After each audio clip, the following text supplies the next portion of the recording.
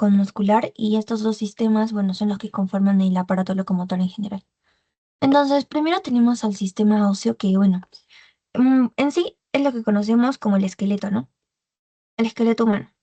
Vamos a tener ciertas funciones como que va a cumplir este sistema esquelético u óseo, que es el soporte corporal, va a brindar soporte al cuerpo en sí. Luego también va a facilitar los movimientos que vamos a realizar con las extremidades, por ejemplo, y la protección también de órganos internos, que por ejemplo esta función la cumplen las costillas, y el almacenamiento de minerales y grasas, sobre todo estos minerales, como vamos a ver, bueno, lo van a ver seguro en histología, en esa parte, creo que el más conocido va a ser el calcio, y bueno, también hacen cumple la función de hematopoiesis, ¿ya? Que es bueno, que en sí también lo van a ver un poco en histología, pero en sí para crear estas células hematopoyéticas, bueno, esto es hematopoiesis. Ya, tenemos una composición y origen que vamos a tener primero en un adulto que tiene 206 huesos, un adulto tiene 206 huesos. Ahora, en un recién nacido, a comparación, estos tienen muchos más, tienen entre 300 huesos, ¿ya? Y esto es porque normalmente los huesos de la cabeza son los que van a darnos, digamos, más números, porque ahorita vamos a ver más adelante que, digamos, la cabeza de un neonatal o de un recién nacido es muy diferente que la cabeza de un adulto, ¿no? Ya. Vamos a dividir el esqueleto como tal en dos partes, ¿ya? Tenemos uno que es el esqueleto apendicular y otro que es el axial. El apendicular vamos a entenderlo en sí como las extremidades, aquí que lo ven, ya, y también Sí. disculpa, ¿tienes alguna pregunta, Adriana? No, disculpa, solo que una cosa, tanto en el libro de Gray como en el libro, no me acuerdo muy bien de embriología, ponen de apenicular y axial. Ya, ¿quieres preguntar eso? Ya. Ujú. Bueno, normalmente en el Grey no estoy segura si lo ponen, pero bueno, normalmente siempre lo dividen así. Bueno, al menos por ejemplo, en Langman, que es en el que yo me guío, a veces normalmente, igual en las clases lo explican así. Ya, lo van a dividir tanto en esqueleto axial como apendicular, ¿ya? Y bueno, en Ya, esta parte, muchas gracias. ya. Sí, en esta parte que les voy a explicar, justo es por lo que más que todo, o sea, lo hacen así en las teorías, lo dividen de esta forma, ¿ya? En axial y apendicular, para que no se confundan, porque de repente en otro libro lo pueden encontrar así, pero guíense más de las teorías que les dé el doctor también. Entonces, bueno, les decía que lo vamos a dividir en apendicular y el axial. El apendicular también nos va a incluir justamente a lo que van a ver en anatomía de repente, como las cinturas escapulares y también la cintura de la pelvis, ¿ya? Ejemplo, la parte del axial, tanto la escápula como la clavícula, por ejemplo. Y bueno, la parte de abajo ya también incluiría a los huesos coxales, ¿ya? Ahora tenemos el axial, que va a ser en sí netamente la cabeza, las costillas, la columna, esta parte ya, como que el centro, ¿ya? Ahora vamos a ver que este origen del aparato esquelético u óseo va a iniciar primero su desarrollo en la semana 4, ¿ya? Aproximadamente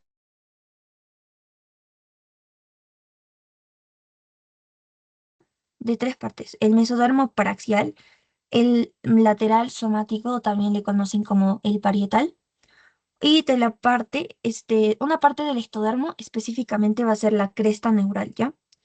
Si se recuerdan, cuando se está formando el tubo neural, vamos a tener en sí una cresta, o sea, como unos surquitos, ¿no? El surco neural, que sería el de acá, y vamos a tener, bueno, como las puntitas que habíamos dicho que eran la cresta neural. Cuando estas dos crestas van a juntar, van a formar el tubo neural. Entonces, esto en sí, toda esta parte que se está formando ese tubo neural es el ectodermo como tal. La parte que nos importa en este sistema es estos puntitos azules que les puse acá, que son las crestas neurales. ¿Ya? Entonces, de parte del mesodermo paraxial, nuevamente vamos a recordar.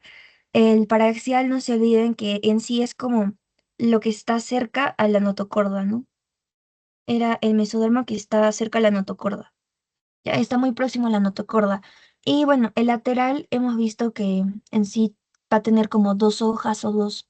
capas, digámosle dos partes, se divide en dos, que vamos a tener primero a lo que va a ser el mesodermo, bueno, lateral esplácnico, que se va como para el saco vitelino, que estaría para abajo, y el que nos importa para este sistema es el somático, que es el que se está yendo como para arriba, dorsalmente, ¿ya? Entonces, este es el que nos importa, el somático. De la parte del mesodermo paraxial es importante porque de ahí van a denominar o derivar unas estructuras que vamos a conocer como somitas, ¿ya? Estas somitas son muy importantes, sobre todo para la formación tanto del cráneo y también de la columna vertebral, ¿ya? Ahora, el intermedio, vamos a verlo ya más adelante en otra sesión, porque de aquí van a derivar justamente el sistema urogenital, ¿ya? Y el mesodermo lateral, bueno, ya habíamos visto que tenemos justamente la hoja parietal y la visceral, o también esta la conocen como esplácnica, ¿ya? El que nos importa es este, el parietal o también el somático, ¿ya? Ahora pasamos a los cambios que vamos a encontrar justamente en este mesodermo paraxial. En la tercera semana aproximadamente se van a empezar como que a segmentar unos pequeños bloques de tejido. En sí son bloques de tejido, ya así como lo dice, o sea, como bolitas, vamos a denominarlas así para que lo entiendan más fáciles, que básicamente van a ubicarse al lado del tubo neural. O sea, este es nuestro tubo neural y se van a ubicar como que unas bolitas acá, que son justamente estos bloques de tejido, que los vamos a conocer como somitas, ¿ya? Las somitas se van a denominar a los que están, más, digamos, más caudal, ya, los que se encuentran, digamos, en la parte del todo lo que sería el cuerpo, ¿ya? Uy, ya, el cuerpo.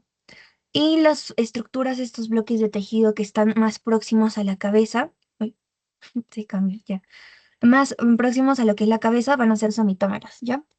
Entonces, en la cabeza son somitómeras o somitómeros también le dicen. Y en la parte occipital, caudal, o sea, desde, digámosle que el cuello para abajo, así ubicámoslo. Obviamente no está totalmente desarrollado todavía el cuello, cuerpo, pero más o menos para que se guíen, se van a conocer ya como somitas, ¿ya? Entonces, estos somitómeros no se ven en la cabeza y los somitas son lo que queda, ¿no?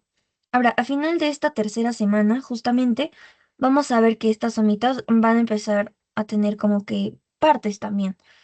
Una somita va a tener primero como es un círculo, como les decía, no es como un redondito, ¿ya? Y entonces, al principio vamos a tener únicamente lo que se conoce como dermomiotoma y esclerotoma. El dermomiotoma es como lo que va a estar aquí afuera. Esto sería como el dermomiotoma. Y bueno, lo que va a estar un poquito ya más al centro va a ser el esclerotoma. Posteriormente ya esto va a evolucionar a otras tres capas que ya vamos a derivarlas como dermomiotoma, miotoma y esclerotoma. Entonces aquí, por ejemplo, para que lo vean y lo entiendan mejor, vamos a tener justo el dermomiotoma que va a ser de esta primera capa que está un poco más externa, digámosle, y va a formar justamente, ahorita vamos a ver en la siguiente diapositiva lo que va a formar ya. Ahorita, de este dermomiotoma, que al principio se llamaba, mejor dicho, dermomiotoma, va a surgir como unas pequeñas células diferenciadas en la parte de los extremos que van a pasar debajo de este dermomiotoma que ya se va a conocer como miotoma, ¿ya? Y este ya es el que va a dar origen más que todo a los músculos, ¿ya? Eso también lo vamos a hablar ahorita. Ahora, debajo de esto también vamos a...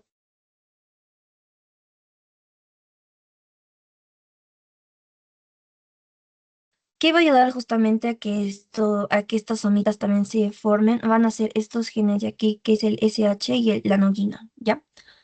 El SH lo va a producir la parte ventral del tubo neural y la noguina lo produce la notocorda, ¿ya?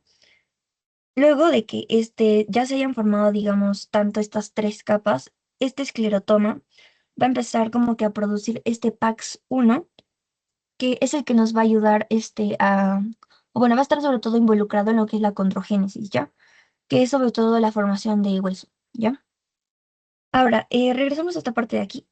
En el esclerotoma, ya que conocemos estas tres partes, el esclerotoma justamente va a ser el que va a formar el tejido conectivo embrionario, o también se le conoce como mesénquima, ¿ya?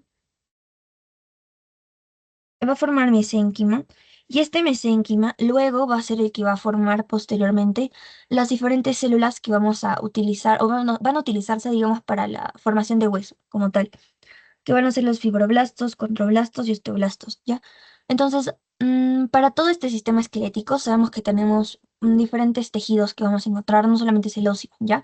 Entonces, justamente estas células son las que van a empezar a diferenciarse de este mesénquima para que puedan formar el sistema esquelético, ¿ya?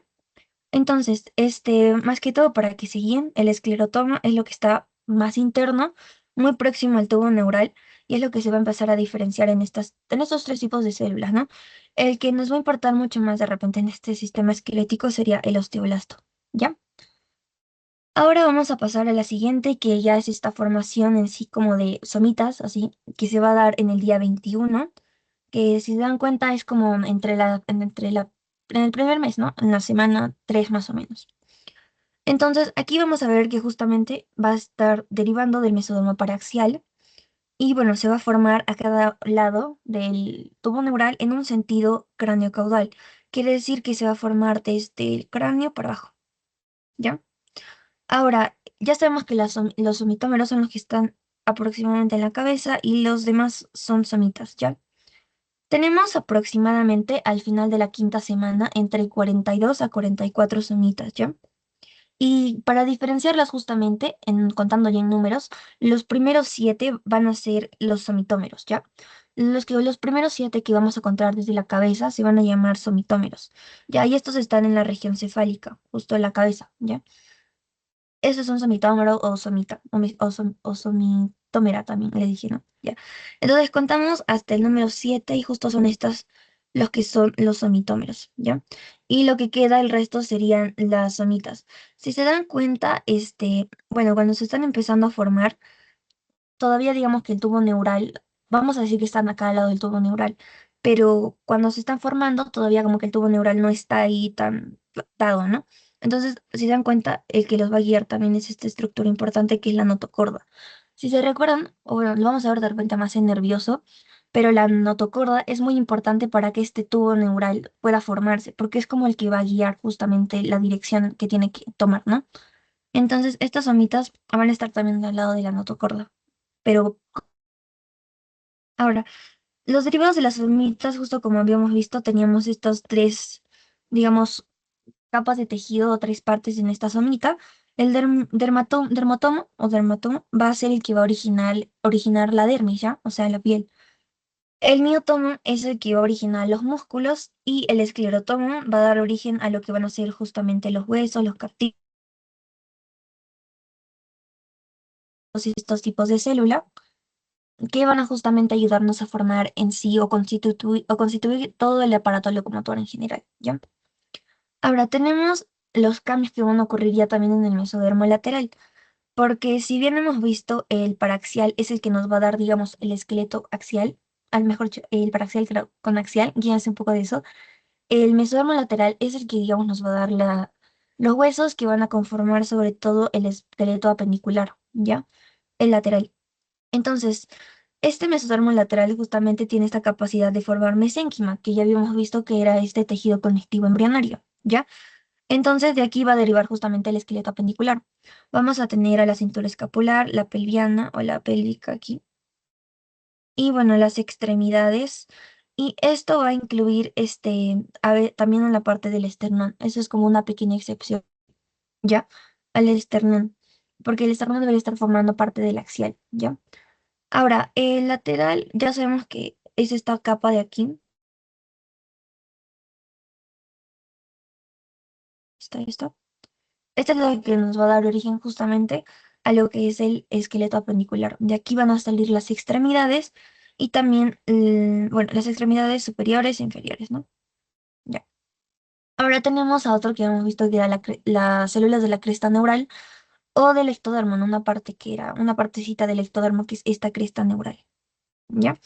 De aquí se van a originar ya también durante lo que se está formando el tubo neural, justamente hemos visto de que esas dos crestitas ya al momento de unirse, si se recuerdan, hemos visto una imagen en el momento en el que se está juntando y se está formando el tubo neural, encima como que iban a quedar unas pequeñas celulitas, que aquí las estamos viendo, que son estos de acá, y se les va a conocer como células de la cresta neural, ¿ya?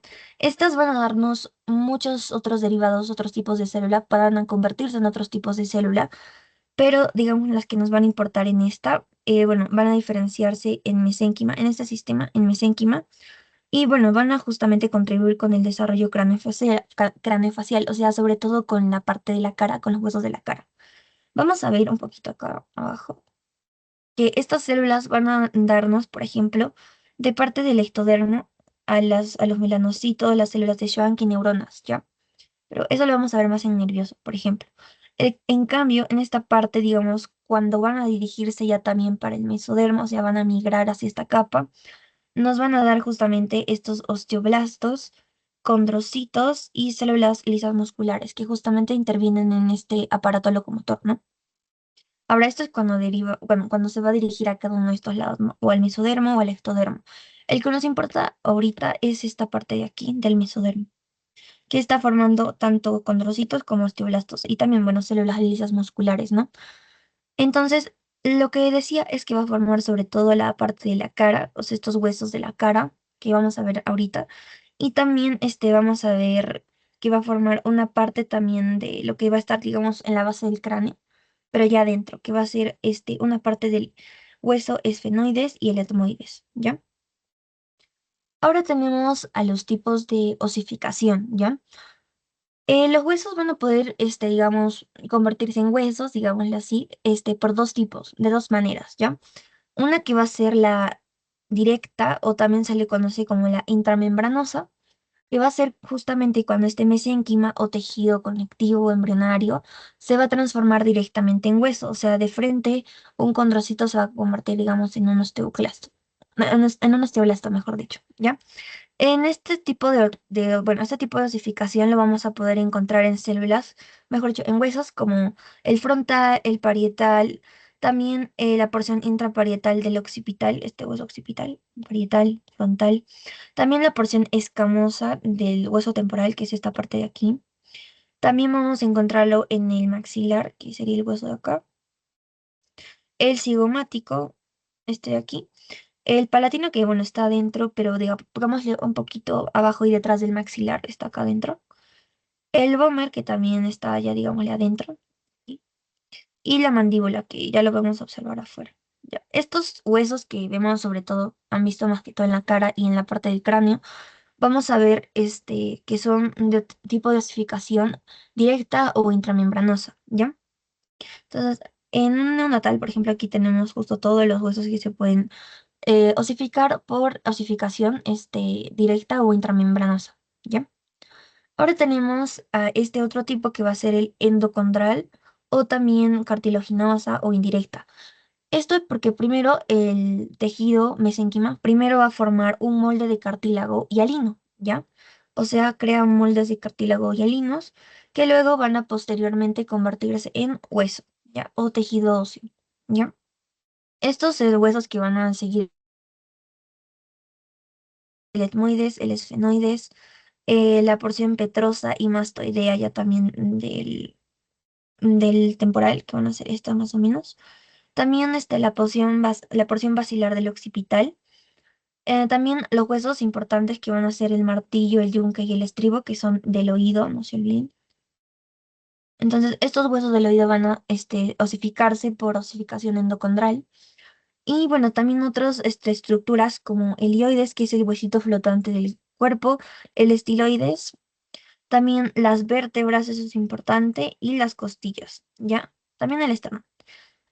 Ahora, también las cinturas, de las extremidades largas, y sobre todo vamos a relacionar este tipo de osificación con huesos largos, ¿ya?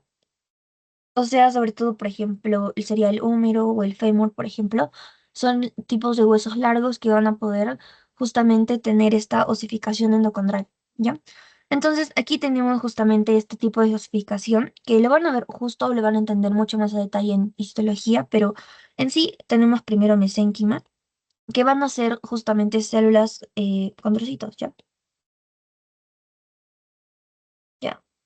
Estos bueno, el mesénquima mejor dicho no, en ahí no tenemos condrocitos, jiji, ya. Los condrocitos están ya también del otro lado del cartílago, ¿ya? El mesenquima va a convertirse como en estos condrocitos que les dije que se van a formar, ¿ya? Al inicio serían células mesenquimales, ¿ya? Luego, cuando va a convertirse justamente en cartílago hialino, vamos a tener ya la presencia de los condrocitos. Estos condrocitos son los que van a formar justamente esta placa de cartílago o este molde de cartílago, ¿ya?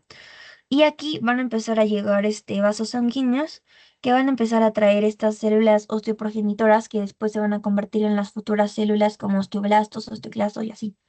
Entonces, estos condrocitos se van a hipertrofiar. Entonces van a empezar a producir colágeno, también van a empezar a calcificar, ¿ya? Entonces van a empezar a mineralizarse, ¿ya?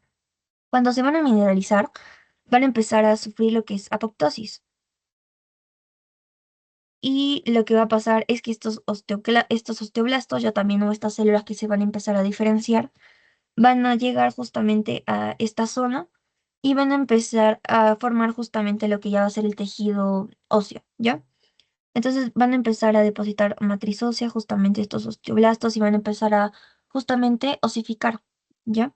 Ahora, este primer centro de va a ser el primer centro de osificación. Lo vamos a ver más adelante, pero se van a crear justamente estos centros de osificación, que es donde van a llegar, digamos, primero las células osteoprogenitoras. Donde llegan, se están creando estos centros de osificación, donde están desapareciendo condrocitos y están llegando osteoblastos, ¿ya?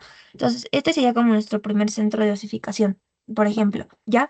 Luego vamos a tener en la parte de las epífisis, aquí y aquí también los segundos, ¿ya? Los segundos, centros de osificación, ¿ya? Pero primero se van a formar en la diáfisis, ¿ya? Del hueso, o sea, en la parte del centro. Posteriormente, ya cuando vamos a ver que se están osificando, o sea, como que se va a osificar del centro para afuera, ¿ya? Se van a osificar como para afuera, entonces aquí van a empezar a formarse los segundos centros de osificación, que justamente son importantes porque los niños, digamos, no es que van a terminar de crecer a esa edad, sino que vemos que siguen creciendo, por lo tanto necesitan de estos centros de osificación, ¿no? Para que justamente crezcan, ¿ya? O los huesos se larguen y crezcan, ¿no? Ahora, aquí les puse una pequeña tablita, donde pueden más, en resumen, diferenciar tanto la osificación intramembranosa como la endocondrial, ¿ya? Esto lo pueden revisar ya, se los voy a poner en la parte de lo que sería, bueno, en el Teams, ¿no? Ahora, los huesos bueno, el cráneo, vamos a dividir el cráneo en dos partes. Primero vamos a tener al neurocráneo, ¿ya? Este neurocráneo a su vez se va a dividir en una parte, en un neurocráneo, mejor dicho, membranoso, uno cartilaginoso o condocráneo. Y este membranoso es porque justamente estos huesos que pertenecen a este neurocráneo membranos van a realizar osificación intermembranosa, o sea, de frente van a pasar a ser hueso, ¿ya? No pasan por un molde cartilaginoso. Estos son los huesos que vamos a poder observar en la bóveda craneana. Son huesos planos, ¿ya? Entonces, por ejemplo, sería más o menos hasta aquí. Así lo dividían también en la parte del lateo. Los que van a ser parte de la bóveda craneana, los que cubren al encéfalo, ¿ya? Estos son los huesos de la bóveda craneana y que van a realizar osificación endocondral y pertenecen al neurocráneo membranoso, ¿ya? Luego tenemos el neurocráneo cartilaginoso o condrocráneo, que ya también son los huesos que van a estar en la base del cráneo. Por ejemplo, podría ser el occipital, también el estomoides, que ya está, digamos, más adentro. Estos huesos ya también van a realizar osificación endocondral, ¿ya? O sea, primero van a pasar por un molde cartilaginoso para luego convertirse ya en hueso como tal. Tenemos, a su vez, vamos a ver este cráneo precordal y cordal, ¿ya?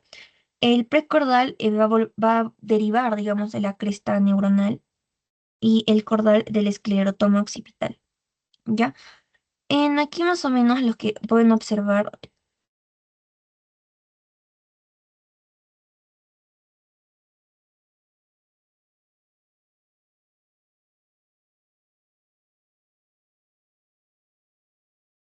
pues esta imagen, que sobre todo se puede observar el neurocráneo cartilaginoso, que es lo que está de verde, que como ven es como la base del cráneo, ¿no? Y bueno, el otro que es el neurocráneo membranoso lo que está de amarillo ya es lo que está cubriendo la parte del encéfalo o la bóveda craneana, ¿ya? Ahora pasamos a lo siguiente que va a ser el viscerocráneo, ya que es la otra parte, digamos, en la que vamos a dividir al cráneo, ¿no? El viscerocráneo ya también es la parte de la cara. Si el neurocráneo era la parte de la bóveda, nos falta lo del frente, ¿no? La cara. Entonces, estos van a constituir justamente los huesos, pues el esqueleto de la cara. Derivan más que todo del primer y del segundo arco faríngeo, ¿ya? Que son estas tipo surquitas que habíamos visto acá. Son cuatro, ¿ya? Para que lo vean bien, son cuatro. Este es uno, dos, tres y cuatro, ¿ya? Nos importan los dos primeros que justamente de aquí van a derivar estos huesos. Primero del arco faríngeo primario, o el primero, va a derivar el proceso maxilar y el proceso mandibular, ¿ya? Aquí les puse justo esta imagen que es donde vamos a observar estos dos procesos. Tenemos este proceso maxilar que si se dan cuenta es como la parte, vamos a ver como que es la parte de los pómulos, por ahí, para que se ubiquen. Y el otro proceso es el mandibular, ¿ya? Que ella es la parte, digamos, del mentón, para que se ubiquen un poco, ¿ya? Entonces, en este proceso maxilar vamos a incluir justamente los huesos al maxilar, al cigomático y también a la porción escamosa del temporal, que habíamos visto ya un poco, que es, por ejemplo, ya, esta de acá. Esta de aquí arribita es la porción escamosa del hueso temporal, ¿ya? Luego vamos a pasar al proceso mandibular, que va a ayudarnos ya también a tener los huesos de la mandíbula, que es la parte de abajo, también hemos visto, y los huesos dos huesos del oído que van a ser el martillo y el yunque. Ya, el segundo arco faríngeo es el que nos va a ayudar a formar el estribo, ¿ya? Entonces, aquí, por ejemplo, encontré justo esta imagen en la que pueden guiarse un poco. Este cartílago de Meckel seguro lo van a ver ya mucho más en un rato, ¿ya? Pero este cartílago de Meckel justo es el que deriva del primer arco faríngeo, del proceso maxilar, ¿ya? Y junto con él van a derivar estos otros dos, el martillo y el yunque, que son huesos del oído. Y este estribo ya también deriva del segundo arco faríngeo, ¿ya? Entonces, ahí para que se guíen un poco. En sí, huesos de la cara estos son, ¿ya? Los del viscerocráneo. Ahora, en un cráneo neonatal ya también les había dicho que es totalmente diferente al de un adulto, ¿no? En un cráneo neonatal o de un recién nacido, vamos a ver que tienen tanto suturas como fontanelas, ¿ya? Las suturas van a ser estas pequeños, digamos, como líneas estrechas o bandas estrechas de tejido conectivo, ¿ya? Que van a separar los huesos, pero como que al mismo tiempo los mantienen unidos, ¿ya? Y estas suturas que vamos a ver en un recién nacido son, por ejemplo, la coronal, que están uniendo, como ven, tanto el parietal con el frontal, ¿ya? Esta sería la sutura coronal, ¿ya? Aquí lo ven de forma de la vista lateral y aquí de superior, ¿no? Entonces también tenemos a la sutura sagital ya también, que va a unir a los dos parietales. Y luego tenemos a la sutura lamboidea, que ya también es solamente, para que sigan lo que estoy pintando de rojo, es esta parte. Sería lo que va a unir ya también a los dos parietales con el occipital de atrás, ¿ya? Esa es la sutura lamboidea. Y luego tenemos a la última sutura, que es la sutura escamosa, que va a unir justamente la porción escamosa del parietal, no, mejor dicho, del parietal, ya de aquí con esto, ¿ya? Estos dos huesos, si se dan cuenta, tenemos cuatro de estas suturas, ¿ya? Y luego vamos a tener otros que son fontanelas, que ya les digo que lo pueden entender como unos huequitos que van a estar también cubiertos de tejido, que ya también, a diferencia de las suturas, van a unir más de un hueso, más de dos huesos, mejor dicho. Son como puntos de unión donde se van a unir hasta cuatro huesos, como en el caso de aquí, que sería la fontanela anterior y la fontanela posterior, sobre todo que sería entre estos tres huesos, por ejemplo, ¿ya? Ahora también en la parte lateral vamos a tener otros que van a ser una fontanela esfenoidal y la fontanela mastoidea, ¿ya? Esfenoidal porque, bueno, se pueden guiar de repente por la posición de los huesos. La esfenoidal está cerca al ala del esfenoides. La mastoidea está cerca de esta porción mastoidea, ¿no? Del temporal. Y el occipital, por ejemplo, se pueden guiar con la fontanela posterior y así, ¿no? Pueden ir creándose como memotecnias de repente, pero lo que no se tienen que olvidar es que tenemos de suturas cuatro y de fontanelas vamos a tener ya también 4 también. ¿Ya? Entonces, estos son importantes porque durante el momento, por ejemplo, del parto, nos van a ayudar justamente a que la cabeza del bebé se moldee y pueda salir por el canal del parto, ¿no? Pueda salir, ¿no? Es muy importante, por eso estas suturas y fontanelas van a ayudar a que los huesos, digamos, del cráneo se sobrepongan uno sobre otro y digamos que el bebé salga, ¿no? Porque el canal del parto también es estrecho, ¿no? Ahora sí, imagínense que no existieran justamente estas fontanelas o si justamente, digamos, los huesos ya también, digamos, se osifiquen, se junten antes de lo debido. Obviamente esto no es lo correcto, ¿no? Ya se estaría creando una anomalía. Ahorita vamos a ver esa parte, pero justamente va a ayudar a que este moldeamiento durante el parto va a facilitar este moldeamiento. Luego, también va a permitir que el encéfalo crezca. O sea, el encéfalo obviamente va a crecer a lo largo del tiempo entonces, estas, bueno, suturas y fontanelas van a ayudar a que este crezca y digamos que no, digamos, incremente la presión, ¿no? También va a regular justamente esta presión, ¿ya? Ahora, también, digamos, ya por una parte más de evaluación a un paciente, vamos a ver que al palpar la brecma, por ejemplo, vamos a evaluar justamente si hay una osificación o, digamos, también podemos evaluarse la presión intracraneal, ¿ya? Osificación y presión intracraneal. Esto de la brecma van a ver que ya es van a verlo ya en un cráneo más adulto. Ya digamos que aquí en esta, por ejemplo, no lo vamos a poder encontrar siempre, ya, pero está más o menos la brecma por aquí, ya, pero eso ya se puede observar en un cráneo adulto. Ahora, si justamente esta brecma ya es palpable, es cuando justamente ya está la osificación dada, por decirlo así. Es por eso que se usa para evaluar la osificación. Ahora, la presión intracraneal justamente también para palpar, ¿no? Al momento de palpar esta brecma se puede ver la presión intracraneal, ¿ya? Luego tenemos a la fontanela anterior y posterior. La anterior habíamos visto que es esta de acá, ¿no? Esta fontanela que hemos visto acá. Esta es la que va a cerrar primero y va a cerrar aproximadamente a los 18 meses ya de que nació el bebé, ¿no? Y la posterior, que es la de acá, va a cerrar ya entre el primero o segundo mes, ¿ya? Más o menos. Ahora, a los 5 o 7 años, digamos que el cráneo ya va a estar totalmente formado, ya va a tener su tamaño correcto y ya va a estar, digamos, incluso hasta el encéfalo un poco ya desarrollado, ¿ya?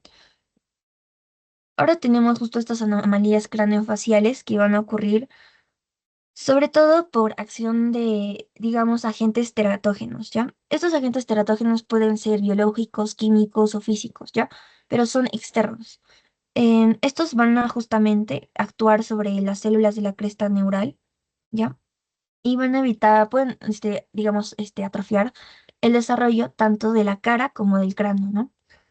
Entonces, el primero que vamos a tener es la cranioquisis, que en sí va a ser cuando la bóveda craneana no se ha formado, ¿ya? Puede ser total, que se va a conocer como la anencefalia, que es básicamente como no hay cerebro, no hay tampoco la bóveda craneana. Ya. Y obviamente es incompatible con la vida. O sea, no tenemos ni bóveda craneana ni tampoco encéfalo, ¿ya? En el parcial ya también es cuando vamos a tener una cierta formación de la bóveda craneana, pero si se dan cuenta, ya entrando en la parte de los huesos, vamos a ver de que hay un espacio que no se ha terminado de formar, ¿ya? Entonces, estos espacios de aquí que estamos viendo ahorita, ya. Uy, ¿qué pasó? Ya, estos espacios que les decía que se está formando ahorita, van a dividirse también esta parcial, esta cranoquisis parcial, en meningocele, meningoencefalocele y la meningohidrocefalocele, ¿ya? Encefalocele, ¿ya? Estos vamos a diferenciarlos sobre todo dependiendo de lo que salga por este bultito que van a ver acá, ¿ya?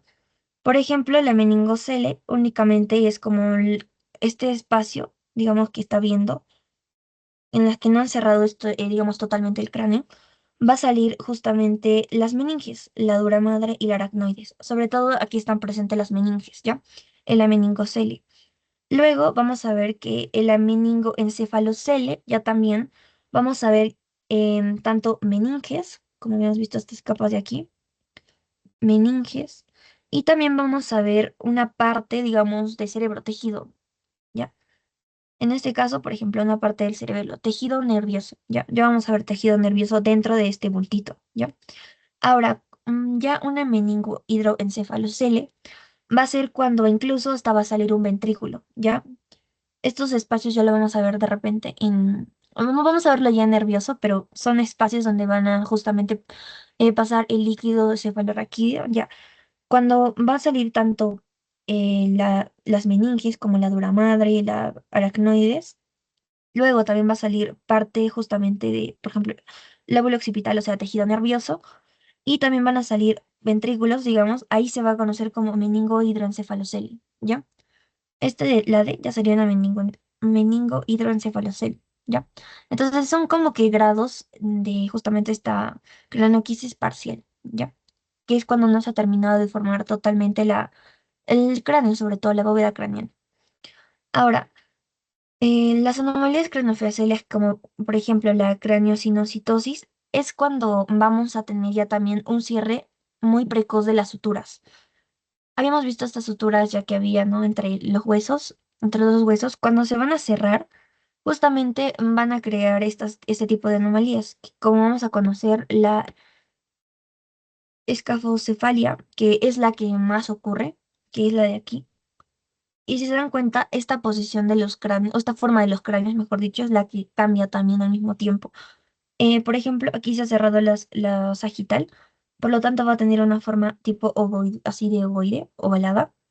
Luego la braquicefalia ya también es la siguiente más recurrente, entre un 20 a 25%, y va a ser, por ejemplo, ya, va a ser una de las que, junto con la escafocefalia, es una de las que más se repiten, ¿ya?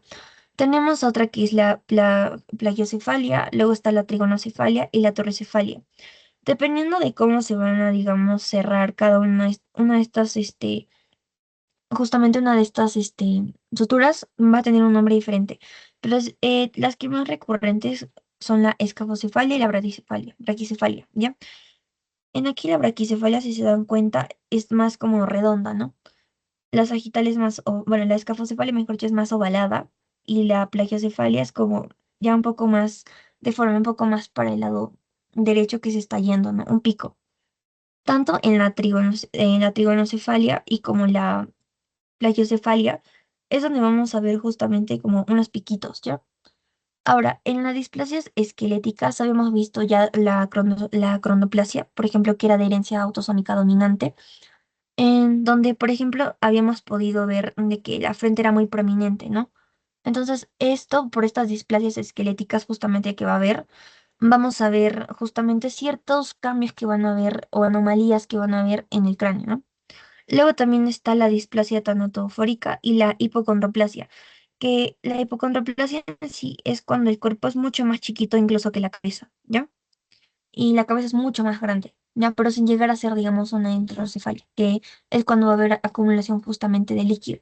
Simplemente la cabeza es grande, es un poco similar a la condroplasia, ¿ya? La displasia esquelética generalizada ya también tenemos el ejemplo de la disontosis leidocraneal, ¿ya? Ahora tenemos a la formación de las vértebras y de la columna vertebral. Esto va a iniciar aproximadamente en la semana 4 y va a derivar justamente del el esclerotoma, que es lo que va a formar justamente los huesos. El esclerotoma que está en las somitas, ¿ya? Ahora vamos a tener 7 vértebras cervicales, 12 torácicas, 5 lumbares, 5 sacras y 4 coxígeas, ¿ya? Entre estas vértebras vamos a, por ejemplo, observar ciertas partes que no lo vamos a resaltar mucho acá porque es un poco más de anatomía, pero por ejemplo, el cuerpo vertebral y las apófisis, ¿ya? La espinosa, que está en la parte posterior, y las transversas que estarían a los lados, ¿ya? Ahora, estas vértebras y columnas van a empezar a formarse, como les dije, de la parte del esclerotoma que viene de las somitas. Van a primero empezar como a ponerse alrededor del tubo neural, que luego posteriormente va a convertirse en médula, ¿ya? Entonces se colocan como que a los lados, aquí, y luego van a unirse en algún punto, ¿ya? Al lado de lo que va a ser el tubo neural, y también de la notocorda, ¿ya? Luego en algún punto van a unirse ya se van a fusionar con las del lado opuesto, o sea, las somitas como que se van a fusionar con las del lado opuesto, estos dos esclerotomas de diferentes somitas, ¿ya? Se fusionan y ahí ya va a empezar la formación justamente de las vértebras. La parte, esto es de repente a veces un poco confuso, pero la parte caudal de una esclerotoma, o sea, digamos lo que está abajo, ¿ya? Se va a unir con la parte cefálica del esclerotoma de abajo, ¿ya? O sea, con el de aquí abajo. Esos dos como que se van a unir. Y ahí es cuando también van a empezar a formar los cuerpos vertebrales. Ahora, hay estos que se conocen como procesos costales, que es de donde van a derivar las costillas, ¿ya? Vamos a ver también que el agujero vertebral es por donde va a pasar justamente la médula. Y bueno, aquí está, es este el cuerpo vertebral que posteriormente va a ser, que sería el centro o algo así se le conoce también. Entonces también vemos centros de osificación primarios. Entonces las vértebras son las que están haciendo justamente osificación endocondral, si se recuerdan, ¿no? Entonces aquí es como van a empezar, digamos, esta formación de vértebras que posteriormente se van a ver así, ¿ya?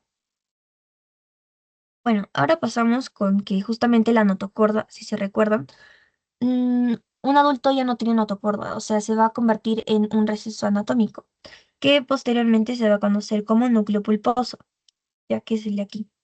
Entonces tenemos aquí en esta parte la formación de vértebras y columnas vertebrales. Vamos a ver que esta notocorda justamente va a desaparecer entre las vértebras, ¿ya? Y va a formar este núcleo pulposo. Los miotomas, ojo, si se recuerdan, la somita también tenía miotomas, que está encima del esclerotoma. Los esclerotomas cuando van a estar formando el tubo, bueno, mejor dicho, las vértebras, los esclerotomas, o mejor dicho, los miotomas son los que van a empezar a formar los músculos de la espalda, ¿ya? Al momento en que van a empezar a juntarse los esclerotomas, ¿ya? Ahora, los nervios espinales también son los que van a salir entre los cuerpos vertebrales, ¿ya? Esta parte de la notocorda, lo que va a pasar es que como que va a empezar a hacerse, digamos, a hacerse como más chiquita, o sea, se va a ir como para abajo, si se dan cuenta, ¿ya? Entonces, como que va a meterse justamente entre cada vértebra, entre cada cuerpo vertebral, formando los discos intervertebrales. En estos discos intervertebrales, el centro, ¿ya? Se va a conocer como un núcleo pulposo, ¿ya? De estos discos intervertebrales. Y bueno, estos miotomas son los que justamente van a formar los músculos de la espalda. Como ven, están a cada ladito, ¿ya? Y aquí todavía, en estas dos imágenes, podemos ver que todavía las vértebras están teniendo recién, están empezando a tener esta osificación endocondral, ¿ya? Todavía son precartilaginosos, o sea, de moldes hialinos, de cartílago hialino, ¿ya? Entre vértebras, también entre estas dos vértebras, vamos a ver que van a salir los nervios espinales, o también se le conoce como nervios raquídeos, ¿ya? Pero eso lo vamos a ver más adelante. Entonces, los miotomos, si se dan cuenta, aquí están formando ya incluso las vértebras de la espalda. Y el núcleo pulposo, justo es esto es lo que les decía. Vamos a tener un disco intervertebral entre cuerpo de vértebras que va a tener un anillo fibroso alrededor, o sea, esta parte sería el anillo fibroso, y el centro va a ser lo que se conoce como núcleo pulposo, que va a ser el rezago anatómico de la notocorda, ¿ya? Aquí, si se dan cuenta, el esclerotomo como que ya estaba dirigiéndose para formarse aquí y juntarse, ¿no? Y aquí ya tenemos justamente una vértebra, ¿no? Una vértebra, digamos, ya un poco más formadita. El esclerotomo viene como de estos dos lados, ¿no? Está a cada lado, no se olviden. Y se va a juntar uno del lado con el otro, ¿ya? Entre anomalías vertebrales, la más común creo que vamos a ver va a ser la escoliosis, pero la escoliosis no necesariamente se va a dar, digamos, cuando alguien digamos, no se para recto, ¿ya? También puede ocurrir por ciertas anomalías, cuando justamente va a haber un pequeño defecto en las vértebras, cuando va a haber, digamos, una fusión asimétrica, o también cuando va a haber una ausencia parcial de la vértebra, como en este caso, por ejemplo, ¿ya? Ahora también hay otra, digamos, anomalía que se conoce como la secuencia de Klippel-Feil, que es cuando va a haber una fusión, ¿ya? Ya también entre vértebras cervicales, ¿ya? O sea, los que vamos a encontrar desde la cabeza por el cuello, ¿ya? Estos van a causar un cuello corto y, por ejemplo, este es el síndrome bueno, la secuencia, mejor dicho, de Klippel-Feil, que justamente aquí pueden ver la fusión de estas vértebras, ¿no? Normalmente ocurre hasta la C7, ¿ya? Por ahí.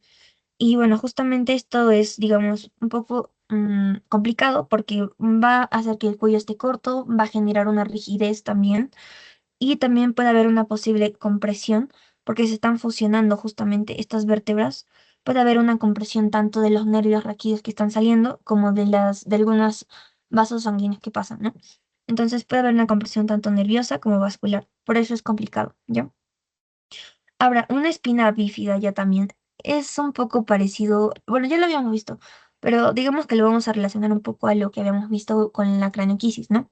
Aquí ya también vamos a ver una meningocele, meningomielocele y mieloquisis, ¿ya? Ahora, esta espina bífida, si se recuerdan, creo que habíamos visto o habíamos hablado un poquitito de esta, es cuando básicamente justamente una de estas vértebras está ausente, no se formó, ¿ya? Entonces va justamente a darnos un espacio por donde, digamos, pueden pasar o también, como no, las estructuras de adentro, ¿no?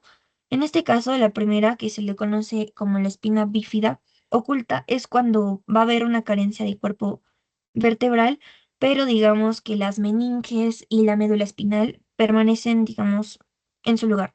No ha salido nada.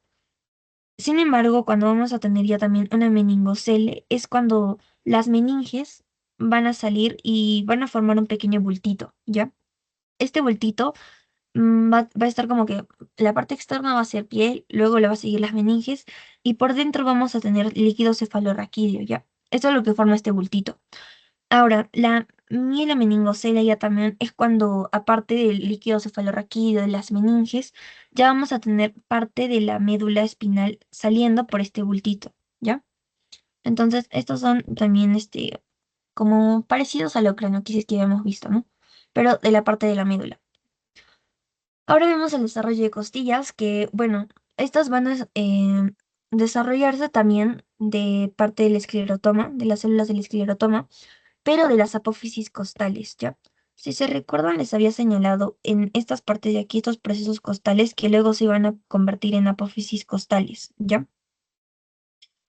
Estos de acá, ya, estos de aquí, van a ser los que van a darnos justamente a las costillas. De aquí salen las costillas, pero no de todas las vértebras, solamente de las torácicas, ¿ya? De estas vértebras torácicas, de las apófisis costales, empiezan a salir o a formarse estas costillas que en un principio van a ser, digamos, cartílago nada más, moldes de cartílago en un periodo embrionario, pero ya posteriormente, tanto en etapa fetal como después del nacimiento, van a empezar a terminar de osificarse, ¿ya? Vamos a tener tanto vértebras verdaderas y falsas, bueno, falsas, estas serían falsas, ¿ya? Y las flotantes. Las que tienen sobre todo cartílago, que vamos a relacionarlo también con que al inicio son cartílago en sí, son solamente moldes de cartílago, van a ser las vértebras verdaderas y las falsas son las que se conectan justamente al esternón por cartílago, ¿ya? Eso también lo van a ver más en anatomía. Y las flotantes, bueno, no tienen nada, solo flotan, por decirlo así. ¿Ya? Ahora, las anomalías más comunes que vamos a tener dentro de este desarrollo de costillas van a ser las costillas adicionales, que es cuando justamente va a crecer una de más. Por ejemplo, si se dan cuenta, en esta parte de aquí hay justamente unas costillas añadidas, ¿no? Antes de la primera costilla, que es esta de acá, está creciendo otra, ¿ya? Entonces, las más comunes que pueden salir justamente son las que están en la parte cervical, o sea, las primeras costillas como estamos viendo acá, ¿no? Y ya las con menor frecuencia ya son las lumbares, que son ya los que están en la parte de abajo, más abajo, ¿ya? Ahora en el desarrollo del esternón, ya también vamos a ver que se desarrollan del mesodermo lateral. Esta era como que la excepción que habíamos visto dentro del esqueleto axial, ¿no? Ahora, este mesodermo lateral es el que va a ayudar a que este esternón se desarrolle, ¿no? Va a haber primero como dos varas intestinales, ¿qué digo? Externales, ¿ya? Que están a cada lado, ¿ya? De la línea media. O sea, esto es, digamos, su línea media. Y va a haber como que uno en cada lado, ¿ya? Justamente estas son las bandas externales. Aquí estamos viendo la formación de las costillas y también de la clavícula, ¿ya? Ahora, estos dos barritas que va a haber, estos dos lados externales, van a luego a fusionarse aproximadamente en la semana 10. Ya. Aquí vemos que ya se están fusionando, ya, y aquí ya están totalmente fusionados. Ya, entonces, estos van a empezar a, justamente a fusionarse en la semana 10. Y bueno, la osificación de esta, bueno, del esternón va a ocurrir antes del nacimiento, pero es importante mencionar que solamente va a ser, digamos, como que el cuerpo, que es esta parte de aquí, y el manubrio del esternón. Hay una parte del esternón que se conoce como apófisis sifoide, que es esta de amarillito que estoy pintando, que, bueno, normalmente no se osifica hasta la niñez o incluso hasta la etapa adulta, ya, o sea, muy viejitos, incluso a veces ya recién se llega a osificar, ¿ya? Ahora, en las anomalías que podemos ver respecto al esternón van a ser, por ejemplo, la hendidura esternal, que es cuando justamente no se ha terminado de fusionar completamente estas dos bandas externales. Ya, estas dos barritas no se han terminado de juntar y bueno, si vemos hay una prominencia muy grande, ¿no? Ahora, también tenemos al pectus excavatum y al pectus carinatum, ¿ya? El excavatum es cuando básicamente el esternón como que va a estar para adentro, ¿no? Se va a observar un pecho en el que el esternón esté muy adentro, ya muy metido. En cambio, en el carinatum ya también vemos un pecho, digamos, un poco como para muy afuera, ¿ok? Este es el carinatum.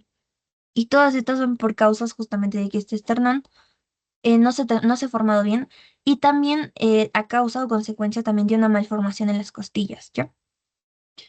Luego tenemos ya el desarrollo de extremidades. Aquí vamos a ver la condrogénesis, ya mucho más rapidito lo vamos a ver acá. Ya hemos visto de qué trata la condrogénesis o la osificación endocondral. Primero tendremos un molde de cartílago y hialino, luego en la parte del centro estaría nuestro primer centro de osificación, que va a aparecer entre las semanas 7 y 12, ¿ya? Luego el segundo centro de osificación va a surgir ya en las epífisis, ¿ya? De los huesos largos sobre todo, o sea, aquí por ejemplo, ¿ya? Y estos solamente, justamente son los que van a formar el cartílago de crecimiento y van a ayudar a que estos huesos, bueno, sigan creciendo, ¿no? Hasta que ya sea una persona adulta, digamos, el individuo. Ahora, esta placa epifisiaria, esto que ven aquí, por ejemplo, ya están en las epífisis, ¿ya? Aquí va a permitir justamente, como les decía, el crecimiento hasta los 18 a 21 años, ¿ya? Justamente estas placas epifisiarias, esto que se forma aquí, que están en las epífisis, va a permitir el crecimiento. Cuando se detiene, digamos, la osificación, ahí también se va a detener el crecimiento, ¿ya? Ahora, el desarrollo de estas extremidades, justamente, como son huesos largos, la osificación endocondral o la condrogénesis es lo que va a estar presente. En el final de la cuarta semana, ya aquí vamos a tener unas pequeñas evaginaciones laterales en el cuerpo del embrión, ¿ya? Por ejemplo, aquí y aquí, ¿ya? Van a conocerlos también como yemas, tanto de los miembros superiores como de los miembros inferiores, ¿ya? Primero van a desarrollarse los miembros superiores y luego ya de abajo, los posteriores, ¿ya? Los inferiores, ¿ya? 1 o 2 días después ocurre esto. Primero, esto era en la cuarta semana. Ahora vamos a tener en la quinta semana ya también esta fase de yema que habíamos estado viendo que van a empezar a salir como unas evaginaciones, se convierte en fase de yema. Esta yema va a tener como que partes. Un núcleo mesenquimatoso, que va a ser esta parte de acá. Luego va a haber una capa de ectodermo apical, que también se le va a conocer posteriormente como la sea o cresta ectodérmica apical, que ya también va a ser esta pequeña partecita de acá. Todo lo de aquí, digamos que va a ser ectodermo, y lo que está de rosado es esta pequeña puntita, sería como que la parte de la cresta apical ectodérmica, ya que en sí es justamente un engrosamiento del borde de este ectodermo. Está en la parte distal, ¿ya? En la parte distal también de la extremidad, ¿ya? Como que en la puntita. Aquí es donde vamos a ver justamente la sea. Hay sea tanto en la parte superior como en el inferior, ¿ya? Ahora, esta sea no sé bien qué es cresta ectodérmica apical. Ahora, en la semana 6 ya también vamos a tener que las manos, los pies van a empezar a formarse, ¿ya? De estas, justamente estas yemas que hemos visto tanto inferiores como superiores. Vamos a ver primero que son como estructuras, así van a empezar a crecer como estructuras relativamente planas, ¿ya? Entonces, el brazo totalmente no es como que recto ni tampoco plano. Entonces, va a haber primero una constricción perimetral, ¿ya? No es un rectángulo, ojo, no es un rectángulo como al principio, es como un tipo rectángulo, pero esta construcción perimetral, digamos la primaria que va a haber, es una división que va a dividirnos, digamos, una parte tanto proximal, mejor dicho, proximal y distal, ¿ya? O sea, va a dividirlo como que en dos, ¿ya? Al principio. Luego vamos a tener una segunda, constricción que ya también va a dividir un segmento proximal, el segmento proximal que estábamos teniendo, este aquí, en dos. Y bueno, el otro se va a quedar así como tal. Entonces, la primera constricción ocurre y divide en dos. Entonces, la segunda constricción va a ocurrir en la porción o en el segmento proximal de esta extremidad que se está formando y lo va a dividir ya también en tres, ¿no? La extremidad.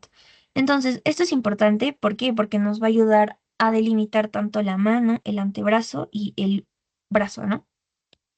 Entonces, para que lo entienda mejor, es como que la primera parte, o sea, la primera constricción, va a ayudarnos como que a dividir en dos, ¿ya?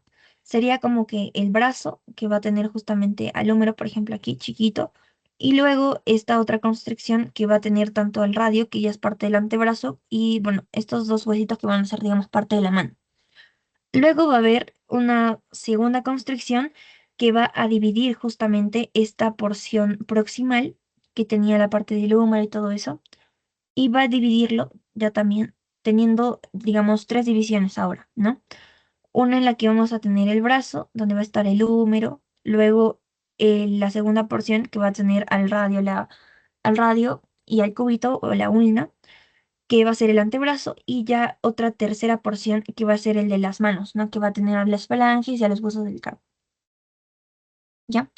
Entonces, así es sobre todo cómo se van a formar, digamos, de algo recto, digámosle, que va a ser este que de acá que les decía que es como un rectángulo al principio y plano al mismo tiempo. Va a formarse como tres construcciones que van a formar justamente brazo, antebrazo y, bueno, la mano. Ahora, lo mismo va a ocurrir con la parte inferior, la parte de las piernas. Va a dividir, digamos, en muslo, pierna y pie. Ya, así ya también lo divide. Lo mismo que ocurre en arriba va a ocurrir abajo. ¿Ya? Ahora, en esto que se conoce como la rotación, ya va a ser algo diferente. Como les dije, el hueso digamos, los huesos que están formando, o el brazo en general, no va a ser totalmente ni plano ni tampoco recto. Entonces, al momento ahorita está, digamos, ya como que formándose totalmente los brazos, el antebrazo y la mano, pero sin embargo todavía como que, digamos, está recto, ¿no? Entonces, tiene que haber ciertas rotaciones para que justamente se empiezan a formar, ¿no? Tanto las extremidades de arriba como las de abajo. Los brazos van a girar 90 grados lateralmente, ¿ya? Esto yo lo voy a interpretar, o sea, un poquito más como que, o sea, tienen que girar como que para afuera, ¿ya? O sea, como para que todo el brazo se pueda mover, ¿no? Ahora, aquí van a empezar justamente por este movimiento, o, o esta rotación que va a haber para el lateral, o sea, como para afuera. Van a empezar los músculos extensores a ponerse en lo que es la parte lateral y posterior. Ya, eso lo van a ver más en anatomía, justamente dónde están los músculos extensores, pero están más lateral y posterior. Y las piernas ya también van a tener otro giro de 90, pero ya también medialmente, ¿ya?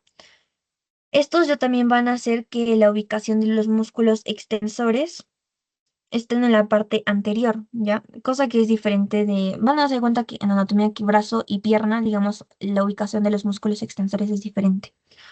Ahora, los del dedo gordo sí están hacia adentro, ¿ya? Esa es la única como que excepción, eso está para adentro, ¿ya? Pero igual es anterior, ¿ya? Entonces, extensores están en las piernas anterior, gracias a esta rotación de 90 que está haciendo, pero medialmente, ¿ya? Entonces, si se dan cuenta, es así como que las piernas van a empezar a formarse y también a moverse, ¿ya? O sea, a tener, digamos, movimiento y que no estén totalmente, digamos, planas, ¿no? Ahora, en la formación de dedos, ya también, que es en la parte ya de las manos, vamos a ver de que al inicio de, o finales, mejor dicho, de la séptima semana, entre el día 48, mm, para que justamente se delimiten los dedos, tiene que haber apoptosis, ¿ya? Y esta apoptosis va a ocurrir justamente en la CAE, ¿ya? Y va a haber, digamos, apoptosis en 5 espacios, ¿ya? En 5 partes que se van a conocer y aquí ya se van a empezar a desarrollar los rayos interdigitales, que son estas cositas de acá, ¿ya? O incluso aquí les pueden ver, ¿no? Al inicio vamos a tener una extremidad superior e inferior como una yema, ¿ya? Así una yemita, como una vaginación que al principio fue. Luego ya había ocurrido la constricción aquí, como ven, hay una constricción, tanto en la superior y en la inferior, ¿ya? Pero sigue siendo como que planito, ¿no? Es simplemente una placa. Ahora van a empezar a formarse justamente estos rayos interdigitales, o digitales, mejor dicho, que van a ser en 5 zonas que les dije, que van a ayudar a delimitar los 5 dedos, ¿no? Ahora, estos rayos digitales se van a desarrollar a partir del mesénquima, ¿ya? Aquí justamente vamos a ver de que ya se está formando escotaduras tanto en la parte de, digamos, superior e inferior.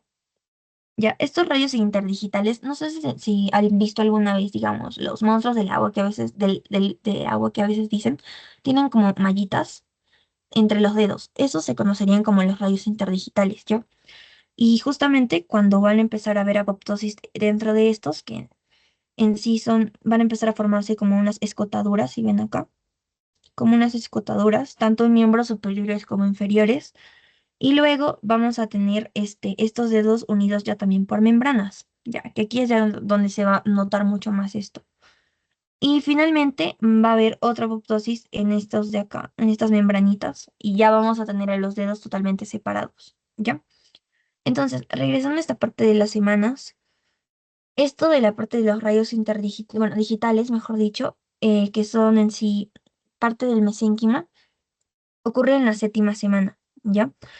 Y en la parte de la octava semana ya está ocurriendo esta apoptosis en estos rayos digitales, ¿no? Que va a permitir la separación de los dedos. Aquí, o sería, aquí más o menos, es donde está ocurriendo a inicios de la octava semana, ¿ya? Ahora, a fines de la octava semana ya vamos a tener dedos totalmente separados, o sea, esto ya ocurre en la octava semana, ¿ya? Ahora, justamente también cuando va a separarse tanto los dedos, o sea, tanto va a ser, digamos, lo de afuera como lo de adentro, o sea, los huesos o las falanges también van a empezar a separarse, ¿ya? Para que se recuerden un poco, digamos que va a haber como dos áreas de apoptosis. Primero una en los rayos digitales, ¿ya? Que eran estos al inicio, más o menos a inicios de la octava semana, habíamos dicho. Y luego va a haber unas, digamos, segunda área de apoptosis que ya va a ser en estas membranas entre los dedos, ¿ya? Entonces, aquí ya vemos mucho más, digamos, resumido la parte de la formación de extremidades, donde vamos a tener justamente ectodermo. En la parte, digamos, más distal de esta extremidad tenemos un engrosamiento que es la cresta ectodérmica apical o la CEA. Y en la parte, digamos, del centro o de rellenito tiene el mesénquima, ¿ya? Luego, este mesénquima hemos dicho que se va a convertir en justamente en los moldes de cartílago y todo eso. Y vamos a tener un molde cartilaginoso que va a dar origen a los huesos y el mesénquima dentro, ¿ya? El molde cartilaginoso ya empieza, por ejemplo, a formar los huesos y aquí tenemos los rayos o radiaciones digitales que van a separar los dedos, ¿ya? Y bueno, no se olviden tampoco de las constricciones y de las rotaciones. Ya. Ahora tenemos ciertos defectos en las extremidades, como por ejemplo la meromelia, la amelia, la focomelia y la micromelia. Ahora, en esto, por ejemplo, en la meromelia, vamos a tener una falta parcial de una o más extremidades. O sea, puede faltar un brazo o una pierna, por ejemplo, ¿no? Pero es parcial, ¿ya? Esto no significa que es parcial. Ahora, la amelia ya también va a ser la ausencia total. Por ejemplo, aquí vemos una parcial, ¿ya? Eso sería una meromelia. Y bueno, una amelia ya también sería una ausencia total, como en el caso de acá, ¿no? De una o más extremidades, como en el caso de aquí, ¿no? No hay piernas, ni tampoco, bueno, solo hay como que habría una meromelia en uno de los brazos, ¿no? Ahora, la focomelia ya también es la falta de toda y totalmente de la extremidad, más o menos como el caso de aquí, ¿yo? Ahora, la focomelia, bueno, ya habíamos visto la focomelia, ¿no? La micromelia es el acortamiento ya también de las extremidades, como en el caso de acá, ¿ya? Aquí también podríamos decir que esto es una meromelia, más a detalle. Ya, esto es una meromelia, ¿ya? Si se dan cuenta, son como una falta parcial y puede ser de una o más extremidades, ¿ya? Entonces, sobre todo, estas son, la que ya habíamos visto, creo, un poco, era la focomelia, si mal no me recuerdo. Ya habíamos visto que era la ausencia total, ¿no? De toda la extremidad. Ahora, respecto a los defectos ya también en los dedos, vamos a ver, por ejemplo, la braquidactilia, que es cuando uno de los dedos es corto, ¿no? Esto es muy común, creo. También son defectos en la formación de las extremidades. Ahora, sobre todo de los dedos. Esto es la braquidactilia, ¿ya? Cuando uno de los dedos básicamente más corto, ¿ya? La sindactilia ya también es cuando hay la fusión de dos o más dedos, como en el caso de acá. Aquí, por ejemplo, digamos que no ha habido una correcta apoptosis tanto de los rayos digitales como de las membranas que se van a formar después, ¿ya? Luego la polidactilia, ya bueno, eso podemos entender que es como un añadimiento de un dedito más, ¿no? Aquí, por ejemplo, deberíamos tener cinco, pero si se añade uno más ya tendríamos seis, lo que es polidactilia, o sea, presencia adicional de dedos, ¿ya? Y la ectrodactilia ya también es cuando va a faltar un dedo, ¿ya? No hay un dedo, ¿ya? Normalmente la ectrodactilia es cuando justamente no ha habido también una correcta apoptosis en los rayos y luego posteriormente en las membranas. Por lo que puede pasar, esto sería, por ejemplo, una ectodactilia. No tendríamos los dedos aquí, faltarían, digamos, dos, ¿no? Ahora, también, digamos que de la ectodactilia va a derivar este defecto que se conoce como mano o pie hendido, ya que es cuando, sobre todo, los dedos que faltan son los del centro, ¿ya?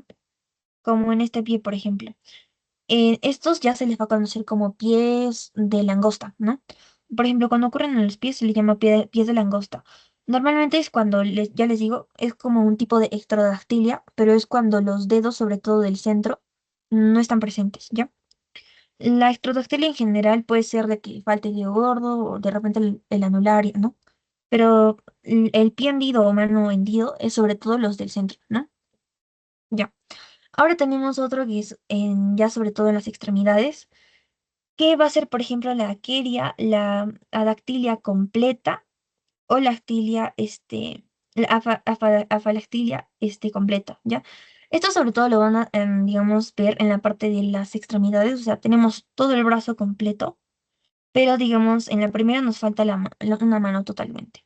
Luego en aquí nos puede faltar una mano, o sea, ya un poco menos de toda la mano completa, y en aquí ya serían, por ejemplo, los dedos, ¿no? Entonces, dependiendo del grado, también va a haber esta denominación.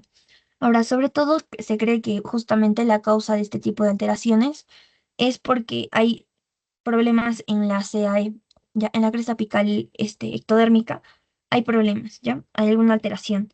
O también porque puede haber alguna constricción vascular, o sea, como una trombosis, por ejemplo. A causa de todo esto, puede haber justamente estos defectos en las extremidades. Ya. Y ahora, respecto a las mutaciones que van a afectar las extremidades, vamos a tener ciertos síndromes que obviamente van a afectar a factores de transcripción. Uy, ya, a ver, chicos. Aquí, por ejemplo, tenemos al síndrome mano-pie genital, que justamente va a afectar tanto a las extremidades como a los órganos genitales, ¿no? Esto se da sobre todo porque el factor de transcripción que está siendo afectado bueno, el gen afectado es el OXA13, ¿ya?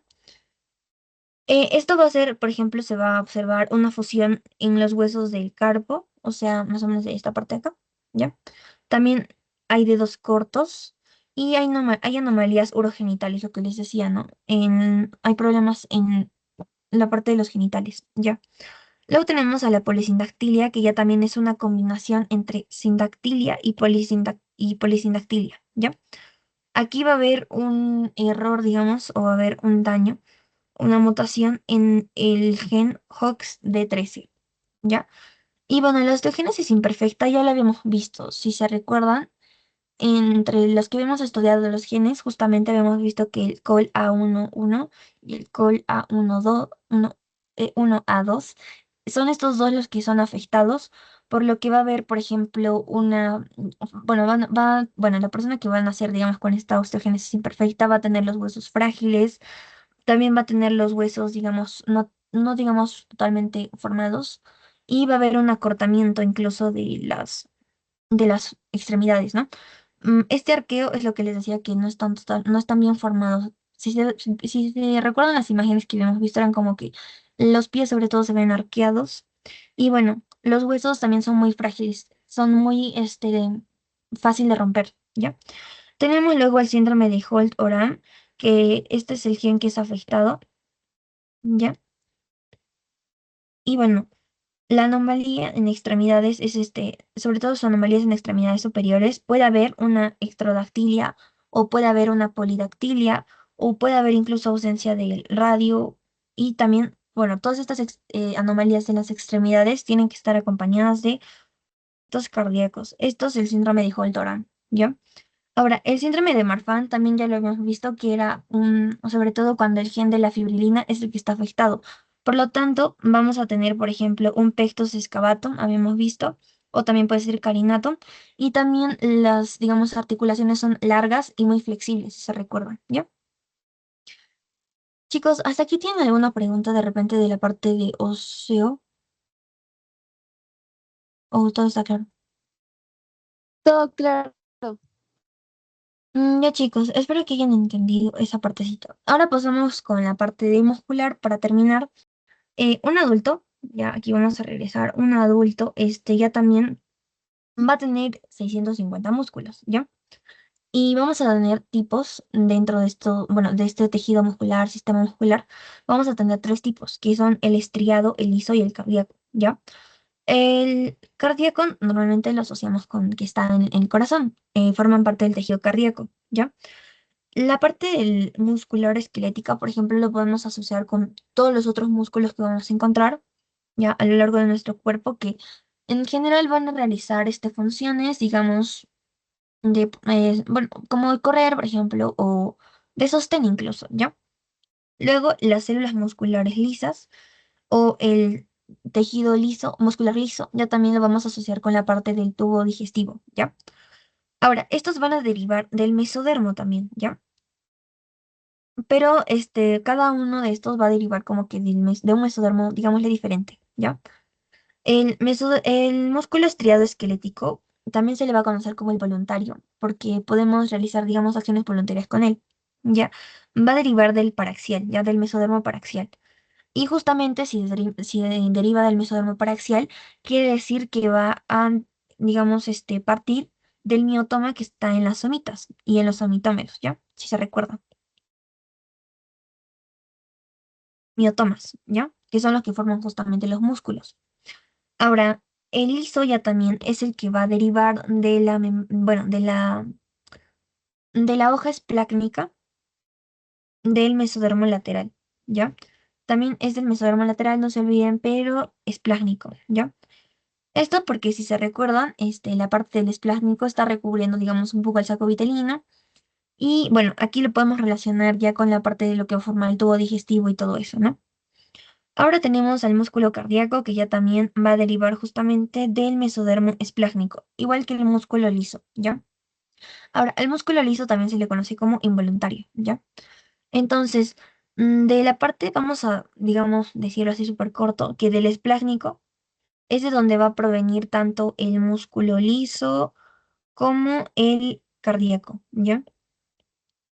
Ahora, de lo que se va a formar las somitas, que se están formando justamente del paraxial, o sea, de esta parte de aquí, ¿ya? De aquí es donde van a venir ya también el esquelético,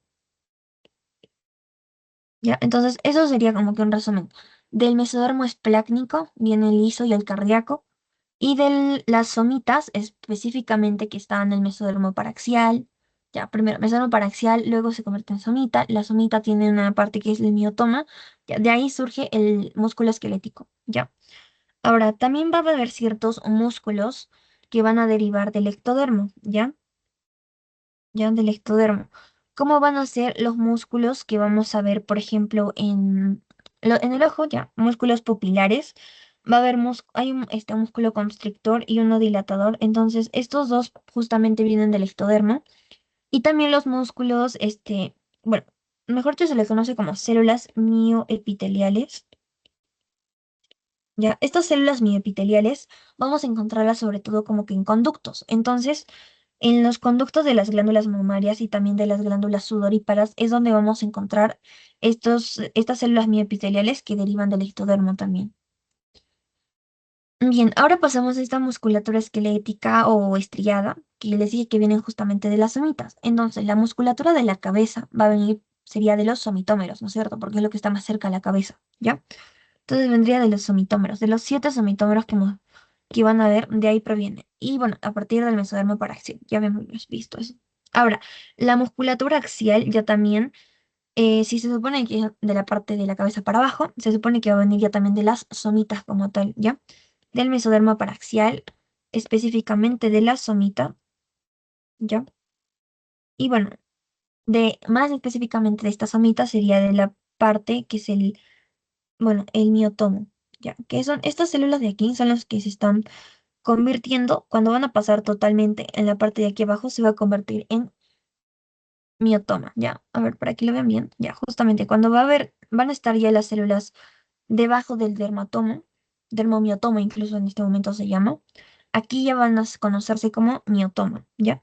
Y de aquí, justamente cuando va a haber esta migración de estas células para abajo, aquí es cuando va a haber esta formación de miotoma que luego va a derivarnos a los músculos, ¿ya?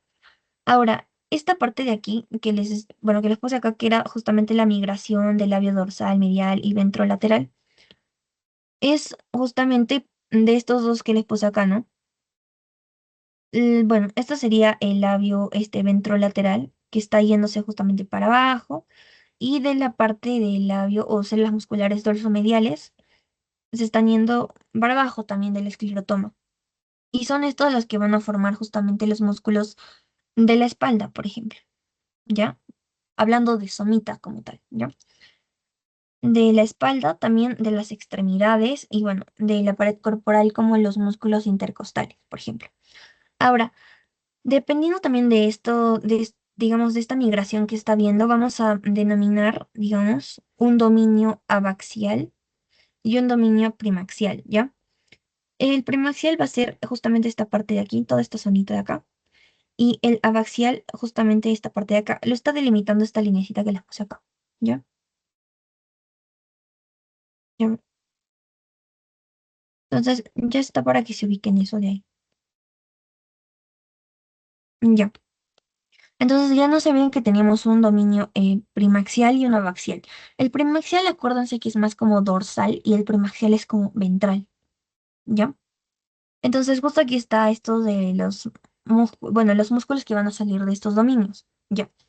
El dominio primaxial, o también se le conoce como el epaxial, va a formar músculos que van a estar cercanos a la columna, o sea, músculos dorsales o de la espalda, ¿no? También los de la costilla, de las costillas como los intercostales, o también, por ejemplo, el serrato que viene, también sería uno. Y es importante que sepan que solamente va a derivar de las somitas, ¿ya? Solo deriva de las somitas, porque son dorsales, ¿ya? Ahora, el otro que es la parte del dominio abaxial o hipaxial, ya también, de aquí van a ser músculos que están mucho más alejados, o sea, ya en la parte ventral, digamos, incluso y van a formar, por ejemplo, la pared del cuerpo, o sea, digamos la parte justamente ventral que les decía, ¿no? Lo que estaría como que adelante. Y bueno, también de las extremidades, ¿ya? Ya los músculos que vemos en las extremidades lo formaría el dominio abaxial. Ahora, justamente van a ver que hay músculos como posteriores, o también se les conoce como epaxiales, que son los que derivan del dominio primaxial o epaxial, que es este primer dominio que hemos visto. Y los que están en la parte de adelante, que les decía aquí, son los músculos hipaxiales y vienen del segundo dominio, que es el abaxial o hipaxial. Ahora, si se dan cuenta, esta es como la formación de la extremidad que está viendo. Aquí es donde estamos viendo esta formación de músculos extensores y flexores en una extremidad. Por lo tanto, también son músculos hipaxiales porque están mucho más alejados de, digamos, la formación de las somitas, bueno, de las somitas, que era lo primero que se forma, ¿no? Entonces, estos son los dominios para que se lo entiendan, ¿no? Habrá una regulación molecular dentro de este desarrollo muscular. Vamos a ver justamente que tanto el dominio abaxial y el premaxial va a tener una regulación diferente. Ahora, la regulación en el abaxial se va a dar sobre todo por el BMP4, que va a justamente surgir del mesodermo lateral y va a, digamos, hacer factores de crecimiento fibroblásticos, va a determinar factores de crecimiento fibroblásticos y también el WNT, ¿ya? Ahora, la activación del gen MyoD es el que va a iniciar justamente esta formación muscular en este dominio, ¿ya? Entonces, digamos que el más importante, por ello resaltante, sería el gen MyoD, que va a ser el que va a iniciar, digamos, esta formación muscular, pero del dominio abaxial, no se olviden, ¿ya? Ahora, en el otro lado, ya también en el dominio primaxial, va a ser el BMP4, que va a estimular otra vez, casi lo mismo que en el abaxial, al WNT en el tubo neural dorsal. Bueno, ahora vamos a meter a otro gen que es el SH que les había mencionado al inicio, que, bueno, básicamente está formando la parte de la placa basal o digamos que la parte ventral justamente del tubo neural. Y bueno, la notocorda formaba la noguina, por ejemplo, ¿no? Entonces, estos iban a ayudar a que, bueno, se empiecen a diferenciar también estas células de aquí, ¿no? Las del esclerotoma. Ahora, en aquí ya también todo, sobre todo el SH, este de aquí, es el que va a estimular o a activar a este otro gen, que es el MYF5, que este ya es el importante, digamos, así como el mío del dominio axial, el MYF5 es el importante para la formación del desarrollo muscular, pero ya también en la zona premaxial. Ahora, aquí está, esto es la zona premaxial, no se olviden. Aquí tenemos a este MYF5 y aquí tenemos el mío D, que es del dominio abaxial, ¿ya? Entonces, aquí está como para que se guíen un poco. El SH es el que ayuda justamente a que esto se divida, esclerotoma, miotoma y dermatomiotoma, ¿no? Ahora, los factores reguladores miogénicos, o sea, los que van a regular justamente la formación también del músculo, de los músculos, como les decía, iba a ser el MyoD y el MYF5, ¿no? Ahora, estos son justamente los que van a controlar la diferenciación muscular, ¿ya? De las células musculares. Ahora pasamos músculo esquelético, ¿ya? Ahora pasamos a estos dos últimos, que son la parte del músculo cardíaco, que va a surgir de parte del mesodermo visceral o también el esplácnico, que es el que rodea al tubo cardíaco, ¿ya? Sobre todo la parte que va a rodear al tubo cardíaco es lo que se va a convertir en músculo cardíaco, ¿ya? Si se recuerdan la parte del cardíaco, había una parte que es el miocardio, ¿ya? Esta parte. Ahora, vamos a tener aquí, también, la presencia de mioblastos, que son justamente las células que, bueno, van a ser las células que van a estar presentes en todos los tejidos musculares, ¿ya? En aquí se van a unir por unas estructuras que se conocen como discos intercalares, ¿ya? Que son estos de acá. Esto también lo van a ver de repente mucho más a detalle en histología, pero son estos disquitos que ven acá, que van a estar como que dividiendo células, ¿ya? También va a haber miofibrillas que van a formar justamente el músculo esquelético, pero sin fusión de mioblastos, ¿ya? Ahora, el músculo liso ya también vamos a encontrarlo en lo que va a ser la aorta dorsal, las grandes arterias, la arteria coronaria, por ejemplo, en los esfínteres también de la pupila y también en las células mioepiteliales de la glándula mamaria y de la sudorípara, ¿ya? Músculo liso más acuérdense de la parte de los intestinos, de la parte intestinal, y de una parte de los vasos sanguíneos en la parte de, bueno, vasos sanguíneos, como por ejemplo la aorta, las arterias, y así que les mencionaba. Entonces, esto ya es un poco más para que lo vean en la parte de histología, pero ciertas malformaciones que vamos a tener dentro de este sistema muscular son, por ejemplo, el abdomen o ciruela, mejor dicho, abdomen en ciruela pasa, que es básicamente cuando no hay músculos abdominales, ¿ya? Una falta puede ser tanto parcial o total, ¿ya? Aquí es importante que se sepa que se pueden palpar los órganos, ¿ya? O sea, los órganos son palpables, ¿ya? Y justamente es por esta falta de estos músculos abdominales, como van a ser, por ejemplo, los oblicuos, bueno, los oblicuos y el transverso, ¿no? Estos músculos puede que no estén presentes, por lo tanto se puede palpar los órganos, ¿ya? Ahora, esto también está un poco asociado con malformaciones en el aparato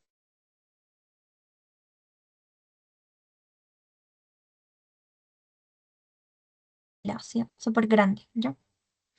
Ahora, la ausencia total o parcial de un músculo, esta malformación es muy frecuente y es importante que sepan que no suele ser debilitante. O sea, cualquier músculo puede estar, digamos, ausente, pero no suele ser debilitante, ¿ya? Pero también obviamente que depende del tipo de músculo que sea, ¿ya? Ahora, la secuencia de Poland ocurre en uno de cada 20.000 recién nacidos. Y esta secuencia, bueno, básicamente esta es la secuencia de Poland. Esto es la ciruela en paso, ¿ya? Esta secuencia de Poland es cuando va a haber una falta, puede ser también total o parcial, del pectoral mayor, ¿ya? Y del pectoral menor, ¿ya? Menor mayoría. Una falta total del pectoral menor, que es el que está debajo, y una parcial del pectoral mayor que está arriba, ¿ya?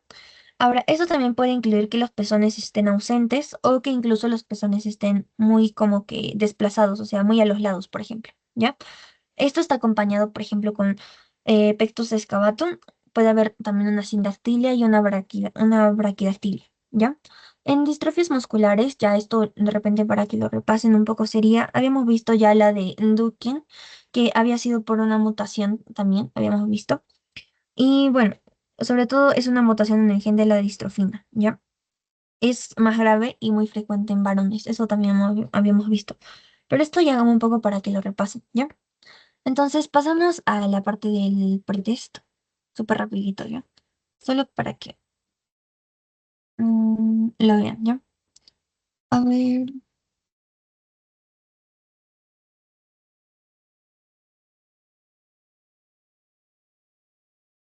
mm, ya. ¿Me dicen si se puede ver, por favor, la pantalla? Chicos, ¿se logra ver la pantalla? Ya. Bueno, en la primera pregunta era sobre marca la correcta sobre el desarrollo de la musculatura de la cabeza. Bueno, van a provenir de parte de los somitómeros y del mesodermo paraxial. No se olviden somitómeros que son los que están cerca de la cabeza, por eso esta es la respuesta ya, por los que están cerca de la cabeza. Ahora tenemos a cuál de las siguientes afirmaciones sobre la osificación endocondral es correcta.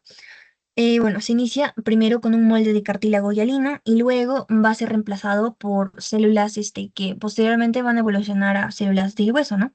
Por eso es primero cartílago hialino y luego se desplaza por hueso, ¿ya?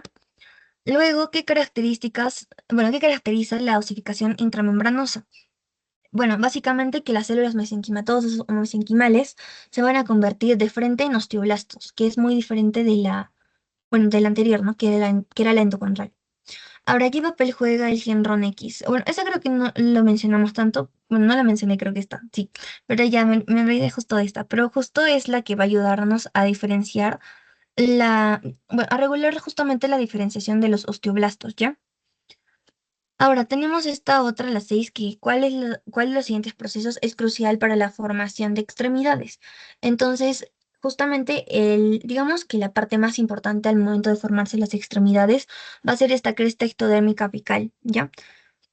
Por lo tanto, sería esta, la inducción de la cresta apical, bueno, por este factor que es FGF, ¿ya? Entonces, chicos, eso sería todo por el día de hoy. Creo que lo hice muy, muy largo, se me pasó bastante la hora. Pero ya. Voy a dejar de grabar. Les voy a pasar el post esta ahorita.